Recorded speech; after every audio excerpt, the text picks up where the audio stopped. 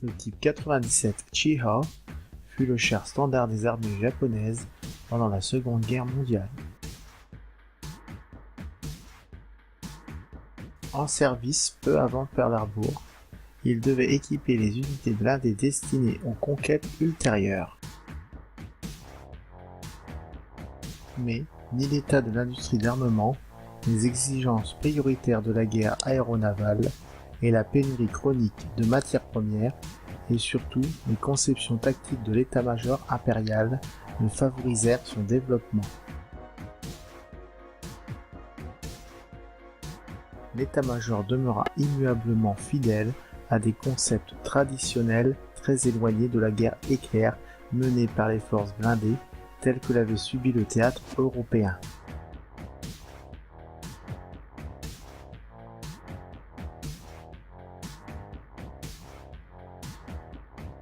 Les forces blindées japonaises ne furent jamais engagées conformément à une doctrine d'emploi à ce temps-là.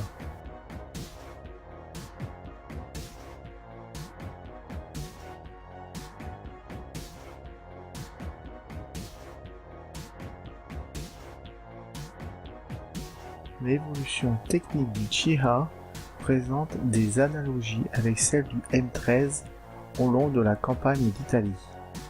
Dans tous les cas, une cellule de base servit à la réalisation de versions successives.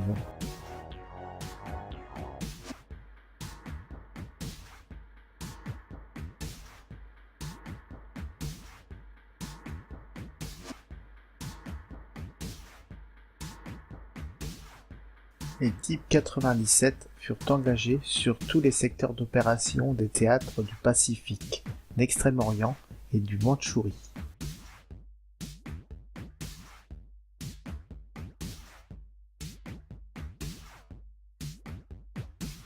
Ils y opéraient souvent en formation très réduite, ou servaient de casemate sur des positions fixes.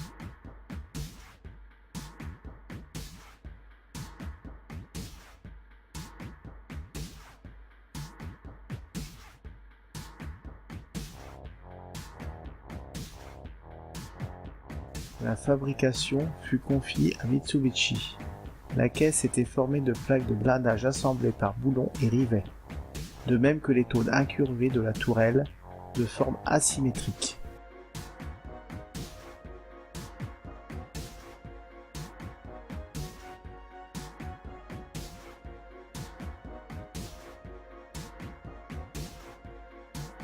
Le tourelleau du chef de char se trouvait en haut et à droite. Il était fermé à sa partie supérieure par deux panneaux semi-circulaires au centre duquel il passait le tube de périscope.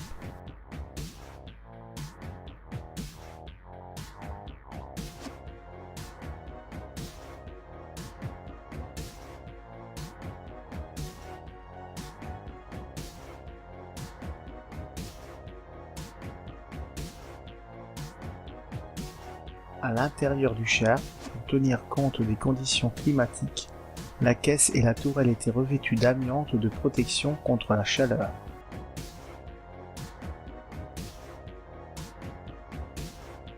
L'armement comprenait un canon de 57 mm court à l'avant de la tourelle, dont le secteur arrière était défendu par une mitrailleuse de 7,7 mm type 97 sous casemate sphérique.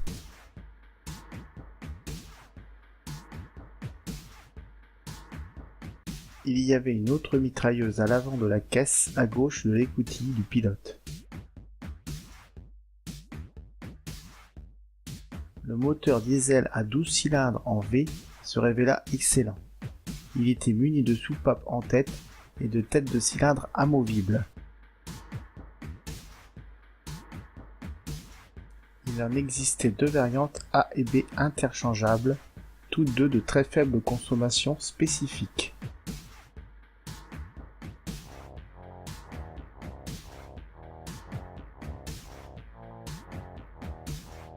Le char était le plus souvent équipé d'un ER radio avec une antenne garde-fou très caractéristique à la partie supérieure de la tourelle.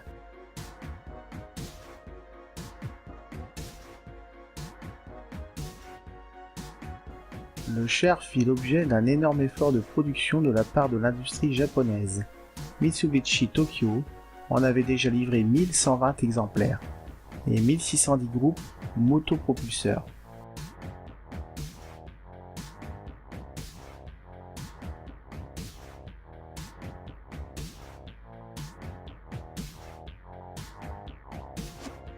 Hitachi participa à cet effort et en fabriqua 355 de plus de février 1940 à novembre 1943.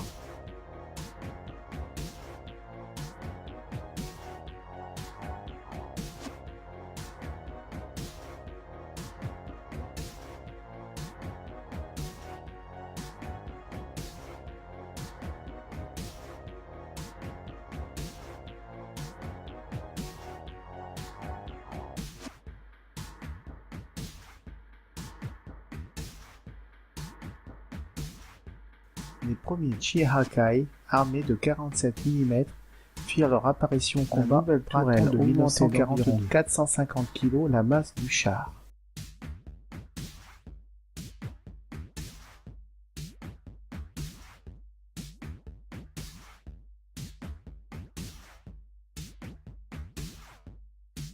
Elle aussi avait un tourello sur le côté droit et deux grands panneaux rectangulaires du côté gauche.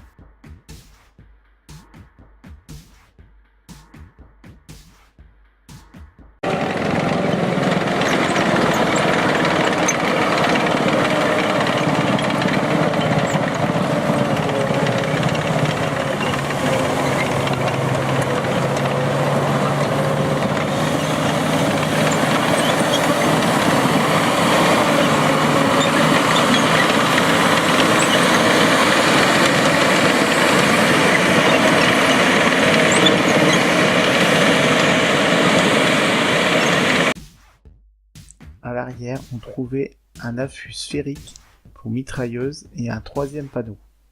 Le support de l'arme de défense contre-avion restait inchangé, mais pour l'équipement radio de bord, on adopta l'antenne fouet moins visible et moins vulnérable.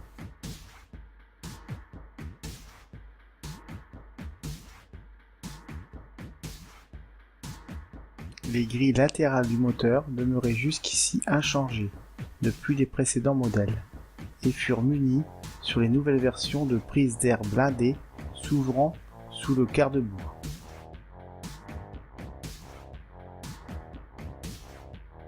La largeur de la chenille fut augmentée pour améliorer la maniabilité du char sur terrain meuble. Et le coffre de dotation monté à l'arrière du garde-boue fut repositionné à l'arrière de la caisse, ce qui modifia la silhouette de l'engin. L'état-major impérial s'efforça de faire revenir en usine, dans toutes les mesures du possible, tous les chars moyens de type 97, pour leur faire recevoir les modifications requises à l'armement et à la caisse.